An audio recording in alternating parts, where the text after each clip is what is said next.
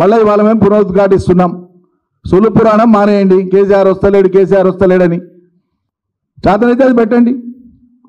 అది పెట్టామంటే క్లబ్బులు పబ్బులలో మేము చర్చ చేయమని మాట్లాడతారు. క్లబ్బులు పబ్బులకు వెళ్ళే కదా ఇవాళ పోయి ఆ సీట్ మీద కూర్చున్నది.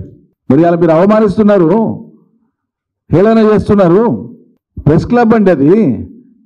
ఇవాళ దశాబ్దాలుగా ఒక ప్రజాస్వామ్యబద్ధమైనటువంటి చర్చకు అవకాశం, ఆస్కారం కల్పించేటువంటి ఒక స్థలం అది, ఒక ప్లేస్ అది. ఎవరైనా పోయి తమ భావాలను వ్యక్తం చేసి రాష్ట్ర ప్రజానీకానికి తెలియపరిచేటువంటి ఒక వేదిక అది. దాన్ని తులనాడి మాట్లాడతారు. మీకున్న గౌరవం, మీకున్న అవగాహన అది.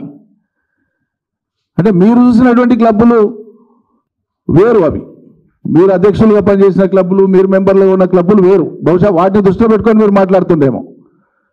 ప్రెస్ క్లబ్లు ప్రజాస్వామ్య వేదికలే అవి కూడా. ఫోర్త్ ఎస్టేట్కు సంబంధించినటువంటి వేదికలే అవి కూడా. మీకు సున్నితత్వం ఉంటే క్షమాపణ చెప్పాలి జర్నలిస్టులకు అందరికి కూడా, ఆ లోకానికి అంతా, ప్రెస్కి అంతా కూడా మీరు క్షమాపణ చెప్పాలి అట్లా మాట్లాడినందుకు.